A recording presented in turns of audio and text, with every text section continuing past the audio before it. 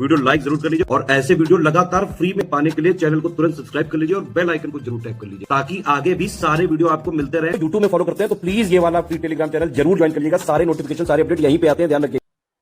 नमस्कार दोस्तों, आप सभी का स्वागत है स्टडी फॉर एग्जाम्स में। दोस्तों, आज हम लोग भारत के संविधान अर्थात पॉलिटी के भारत में संवैधानिक विकास किस प्रकार से हुआ है, जो बार बार परीक्षा में पूछता है प्रश्न, उसको हम लोग जितने भी अधिनियम हैं, जितने भी एक्ट हैं, उनको हम लोग एक साथ देखेंगे।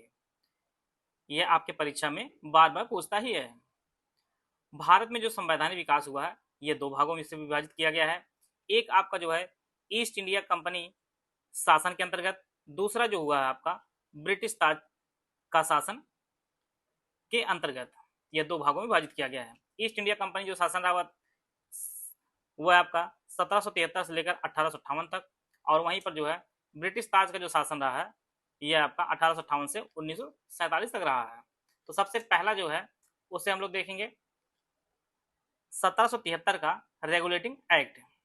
इसके तहत बंगाल के गवर्नर को गवर्नर जनरल कहा जाएगा, और पहला जो गवर्नर जनरल था वह आपका वारेन हेस्टिंग था। यह भी कई बार परीक्षा में पूछा गया है। मद्रास एवं बंबई के गवर्नर को भी बंगाल के गवर्नर जनरल के अधीन कर दिया गया है, और भारत में केंद्रीय प्रशासन की नींव रखी गई है। और 1773 के रेगुलेटिंग एक्ट के तहत कलकत्ता में उच्चतम न्यायालय की स्थापना की गई थी। परीक्षा में यह डेट भी पूछता है कि किस वर्ष। तो यह आपका 1774 में। अधिनियम कौन सा था? अधिनियम आपका 1773 का अधिनियम था।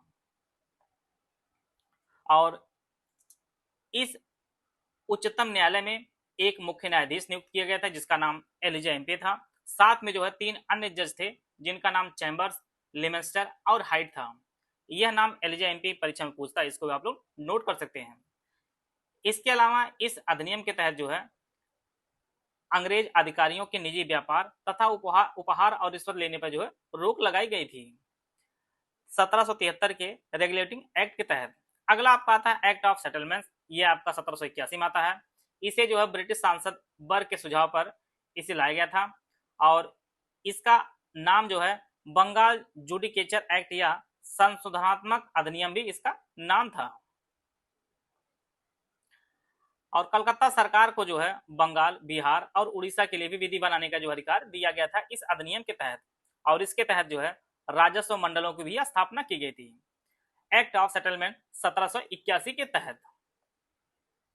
अगला आपका पिट्स इंडिया एक्ट 1784। कंपनी द्वारा अधिगृहित भारतीय क्षेत्र को ब्रिटिश क्राउन के अधीन लाया गया इसके तहत, और गवर्नर जनरल के परिषद तथा प्रांतीय परिषदों के सदस्यों की संख्या है 4 से घटाकर 3 कर दी गई, और कंपनी की राजनीतिक एवं व्यापारिक कार्य थे उनको अलग कर दिया गया था। कंपनी के राजनीतिक मामले थे उसे बोर्ड ऑफ कंट्रोल के माध्यम से सम्राट के नियंत्रण में लाया गया। साथ में व्यापारिक मामलों में व्यापारी मामले थे उन्हें बोर्ड ऑफ डायरेक्टर के नियंत्रण में लाया गया।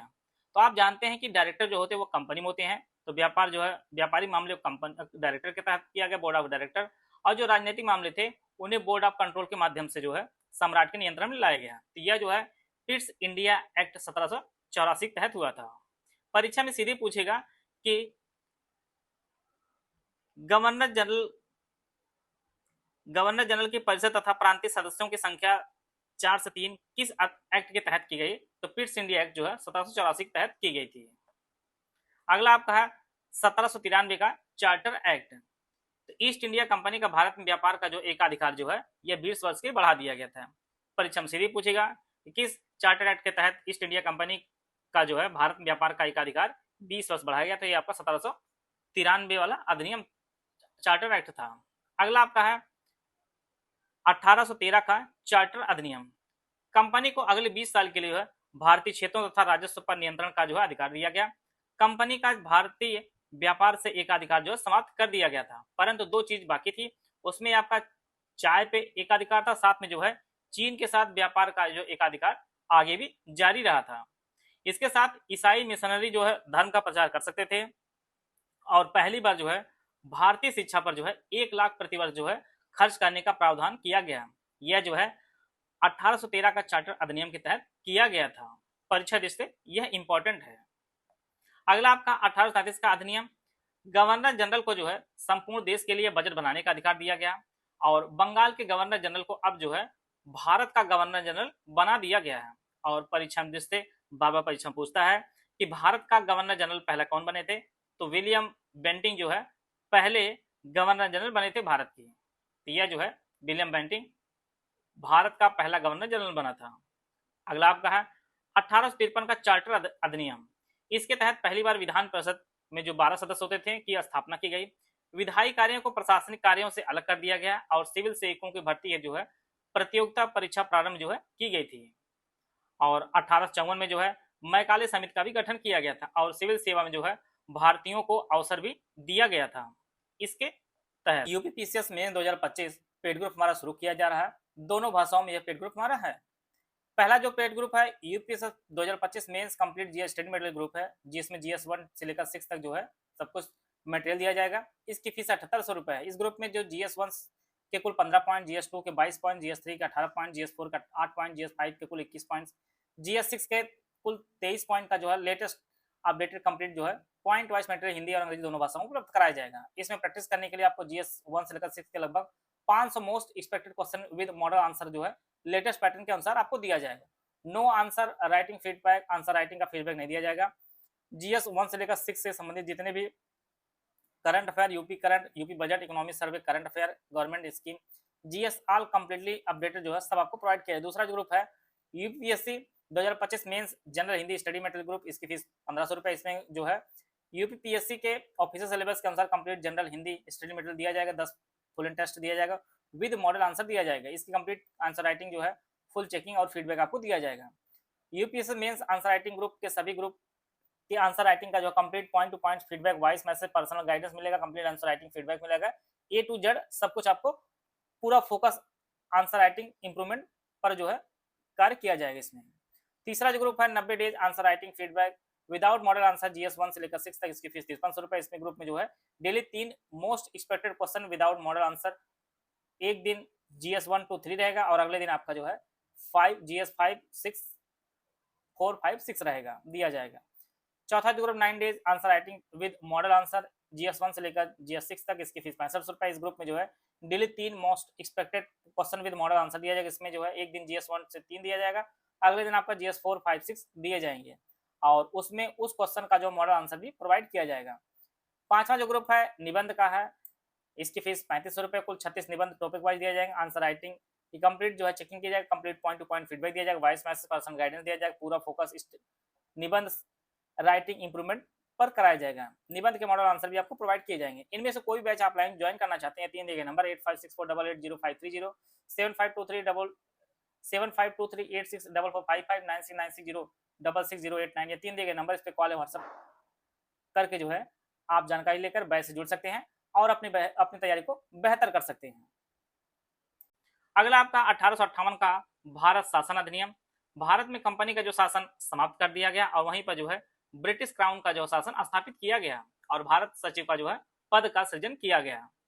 भारत का गवर्नर जनरल को जो है अब वायसराय कहा जाने लगा और पहला जो भारत का वायसराय बनाए गए थे वो लॉर्ड कैनिंग जो है प्रथम वायसराय थे भारत के।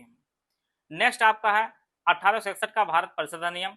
पहली बार कानून बनाने की प्रक्रिया में जो है भारतीयों को शामिल किया गया था और इसी अधिनियम के अंतर्गत जो है बनारस व पटियाला के महाराजा और सर दिनकर राव को जो है विधान परिषद में 1862 में जो है मनोनीत किया गया था। यह जो है 1861 के भारत परिषद अधिनियम के तहत किया गया था। अगला आपका 1876 का शाही उपाधि अधिनियम। 28 अप्रैल 1876 को जो है महारानी विक्टोरिया को भारत का साम्राज्ञी नियुक्त किया गया। अगला आपका 1892 का भारत परिषद अधिनियम। भारत में आंशिक रूप से पहली बार जो है संसदीय शासन और अप्रत्यक्ष चुनाव प्रणाली की जो है शुरुआत की गई थी। यह जो व्यवस्था की गई थी 1892 का भारत परिषद अधिनियम के तहत किया गया था। अगला जो अधिनियम भारत परिषद अधिनियम 1909, यह बेहद इंपॉर्टेंट आपकी परीक्षा से बार बार परीक्षा पूछता है। उस समय जो है भारत के सचिव थे मार्ले और भारत में जो वायसराय थे वो मिंटो थे। इसे मार्ले मिंटो सुधार अधिनियम भी कहा जाता है और यहाँ से प्रश्न जो है आपकी परीक्षा में बार बार पूछता है। मुसलमानों के लिए पृथक मताधिकार एवं पृथक निर्वाचन क्षेत्र की जो व्यवस्था थी, सांप्रदायिक प्रतिनिधित्व है, इसी अधिनियम के तहत किया गया था और यहीं पर जो है फूट डालो राज करो सिद्धांत पर जो है ये आधारित था भारत परिषद अधिनियम 1909। और मिंटो को यही कारण है कि सांप्रदायिकता का जनक भी कहा जाता है और पहली बार जो है वायसराय की कार्यकारिणी परिषद में एक भारतीय जिसका नाम सत्येंद्र प्रसाद सिन्हा था उन्हें जो है नियुक्त किया गया था और केंद्र में जो है द्विसदनात्मक विधायिका की जो स्थापना की गई थी। और इसी अधिनियम के तहत जो है प्रांतीय विषय को दो भागों में विभाजित किया गया था। एक हस्तांतरित विषय था जो छोटे जो थे जिसमें आपका शिक्षा स्वास्थ्य पुस्तकालय आदि जो है हस्तांतरित था। आरक्षित जो थे उसमें रक्षा है विदेशी मामले थे जो बड़े बड़े विभाग थे वो अपने पास रखे थे अंग्रेज। वित्त है कर है भूमि न्याय पुलिस पेंशन सिंचाई ये सभी जो है आरक्षित विषय थे तो इनको जो है अपने तहत रखे थे। तो यहाँ पर जो है मिंटो को सांप्रदायिकता का जनक कहा गया था और पहली बार जो है वायसराय की कार्यकारिणी परिषद में जो है एक भारतीय जिनका नाम सत्येंद्र प्रसाद जो है सिन्हा था उनकी जो नियुक्ति की गई थी। अगला आपका है भारत शासन अधिनियम 1935।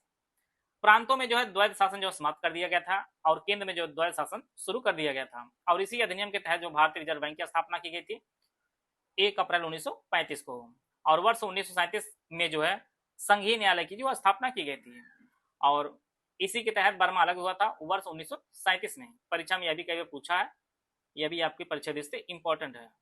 वर्ष 1937 में जो है बर्मा अलग हुआ था और इसमें जो है 14 भाग थे 381 धाराएं थी और 10 आपकी अनुसूचियां थी। भारत शासन अधिनियम 1935 के तहत केंद्र व इकाइयों जो राज्य की 20 शक्तियों का विभाजन किया गया था इसके तहत जो है संघीय सूची में कुल 59 विषय थे, राज्य सूची में कुल 54 विषय थे और समवर्ती सूची में आपके कुल टोटल 36 विषय थे। 29 विषय संघीय सूची में जिनमें केंद्र बना सकता है, राज्य सूची में 54 है और समवर्ती सूची में दोनों मिलकर बना सकते हैं कोई भी अधिनियम। और 1935 के अधिनियम को नेहरू ने जो है पंडित नेहरू ने दास्ता का घोषणा पत्र भी कहा था और इसे जो है बिना ब्रेकों वाले इंजन रहित गाड़ी के समान भी बताया था। अगला आपका भारतीय स्वतंत्रता अधिनियम 1947। यह जो है 4 जुलाई 1947 को जो है ब्रिटिश संसद में रखा गया था और यह बहुत जल्दी पास हो जाता है और यह जो है 18 जुलाई 1947 को पास होता है और इसी के तहत 15 अगस्त 1947 को 2 डोमिनियन राज्य बनते हैं, एक आपका भारत बनता है दूसरा आपका पाकिस्तान बनता है। पाकिस्तान की जो स्थापना होती है और इसी के तहत जो है लॉर्ड माउंटबेटन जो है भारत के अंतिम गवर्नर जनरल बनते हैं और पाकिस्तान के जो है जिन्ना बनते हैं। तो इस प्रकार जो है भारतीय स्वतंत्रता अधिनियम 1947 तहत जो है भारत और पाकिस्तान जो है 2 अलग अलग देश बने हैं। इस प्रकार जो है जितने भी इंपॉर्टेंट अधिनियम थे जहां से प्रश्न आपकी परीक्षा में पूछा सकता है उनको हम लोग कवर कर लिए हैं। आशा है आप सभी को बहुत कुछ जानने को मिला होगा। मिलते हैं नेक्स्ट वीडियो में, तब तक जय हिंद जय भारत।